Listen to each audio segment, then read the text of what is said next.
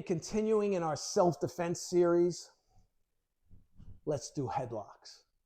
So, modern times, I don't know how many people are grabbing somebody in a headlock. I know it also depends on the country you're in. Some countries, the headlock is still an attack that people like to use. But these techniques and these attacks by predators seem to kind of go in and out of favor. But it's a good thing to work against. It's a good thing for kids. Kids still grab each other in headlocks. I did have a guy grab me in a headlock one time, which I'll talk about when we get to that technique. Only one time. But it's a good technique to work on, and there's a lot of things we can do with it. So we'll start with running through some pressure point stuff. The pressure point stuff is designed to make the guy let go. Now you can add on to the pressure point stuff, follow up with strikes and do that. That's always the case. But you're hoping the pain compliance will make them let go. For kids, that's great. The kid grabs him in the schoolyard. He does one of the pressure points. Hopefully it hurts. The kid lets go. Hopefully he puts 2 and 2 together and says, okay, I don't want to put my hands on this person anymore. So for kids, they're great. Your friends are playing around with you. They're grabbing you in a headlock. You don't want to hurt them. The pressure points are great. But as always, the problem with pressure points is they don't always work. In the case I'm going to talk about in a few minutes, when the guy grabbed me in a headlock, I probably went through 6 or 7 of the pressure points. None of them worked. Why didn't they work? They didn't work because the guy was intoxicated. Okay? So he was intoxicated. He didn't feel any of the pressure points.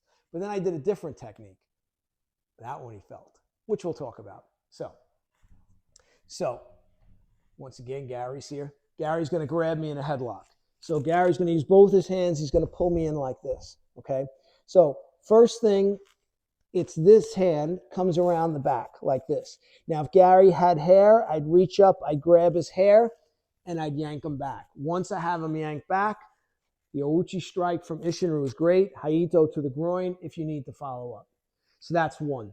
2, Gary grabs me again. Now I'm going to take and put my hand underneath his chin and just put straight back on his chin. Again, I could be here. Again, I can sweep his leg and drive, and Gary's goes right down to the ground. So you can always add on to these. I'm just showing you the initial pressure point technique. You can follow up with whatever you want. Okay? So that was 2, right? Okay, so let's go 3. Gary grabs me. I reach up, I grab Gary's ear, and I yank his ear straight back. Now, keep in mind, if you really grab the ear tight and really yank it fast, they do come off. So just keep that in mind. All right? So that was number 3, grab the ear. Now, I'm going to take my middle finger, I'm going to put it behind Gary's ear in what we call the mastoid, and I'm going to push that into the center, my finger into the center of his skull. This one hurts like hell, okay? So I will tell you, as a New York City Transit police officer, we get people passed out on the train, highly intoxicated, on drugs, whatever, all right? Sometimes I thought they were dead, all right? When I use this mastoid one, they jumped up like they were hit with a cattle prod, okay? So even intoxicated, this will wake you up. But again, in fight, it doesn't always work if they're intoxicated. So what was that? So we did hair, chin, ear, mastoid. Okay. Now I'm going to take my middle finger. Gary's going to grab it. I'm going to put it under his nose and push straight up against his nose. So my finger's right here, pushing straight up on the nose. Yeah, this hurts like hell. Okay, the guy's head goes back. Again, once you get his head back, you can follow up punches, strikes, whatever you want to do. Okay. So we've got hair, chin, ear, mastoid, nose. Now we're going to take the thumb and hook it up under the chin. You can grab a little bit. Yeah, good. All right. Hook up under the chin and press back. So this I'm pressing right up here, and this hurts like hell. Okay. So that's another one. You can tell Gary's really enjoying these. Okay. So again, hair, chin, ear, mastoid. Hook the thumb up underneath, middle finger up under the bridge of the nose, right? Okay.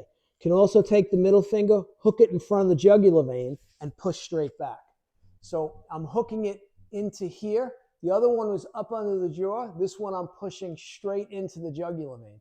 And you can decide which finger you want to use. You use the finger that feels comfortable for you. You don't have to do the same finger I'm using, all right? So I don't even know how many that is, but it's a bunch. Okay, can also take my finger, put it on Gary's temple and push in. That's another pressure point. Can also take my finger, hook it under Gary's cheekbone and push back up under here. So press on the temple, press here. But you have to be accurate with these. Again, not everybody feels every one of these pressure points. So there's no such thing that pressure points, oh yeah, they're going to work. No. Some people don't feel it, okay? Yeah, Gary's feeling them all. Okay, so now I'm here, right? So we went through all these different ones with the head. So the one I didn't talk about is I take my finger and I stick it in Gary's eyeball and I drive it straight back. Now, I'm sitting on a bench out with friends. A friend of a friend, I don't even know this individual, grabs me in a headlock while I'm bending over to tie my shoe.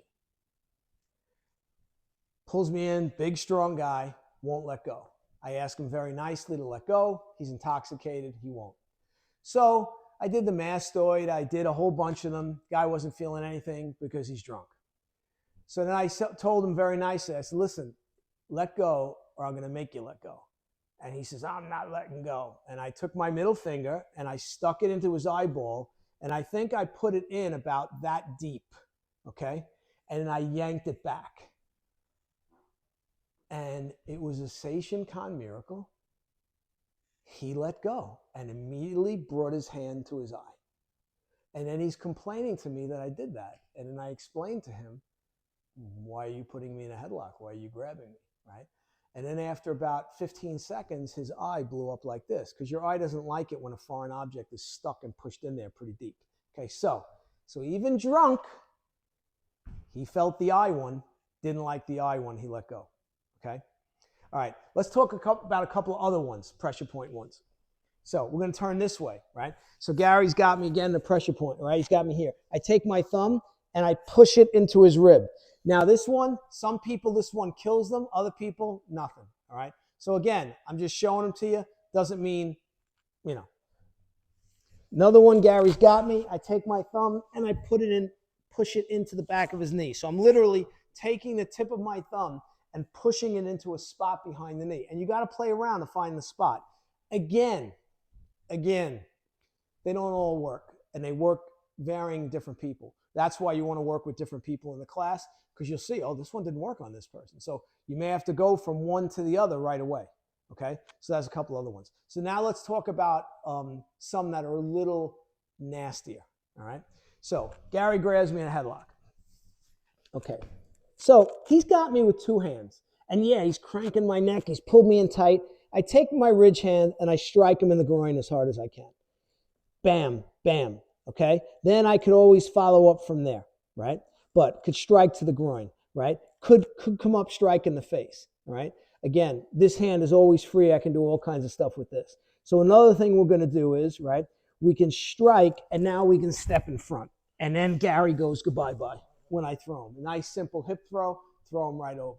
You'll see the founder of Ishinru does this on the Kumite video with Sensei Steve Armstrong, okay? So again, simple hip toss. You don't got to get fancy with it. So we got him here, right? So another one I can do is, right, I can come in and I can hit, and now I step the leg here. And now I sweep the leg and push his head straight down. So that's another one, all right? And then here's my personal favorite. So this one, we're going to come here, whatever we seize on the face. And now I'm going to take this rear leg and I'm going to shoot it like this and see where Gary's going. So now we're going to turn sideways a little bit, right? Okay. So as I do this, right, Gary's leg goes, right? I sweep and he goes down.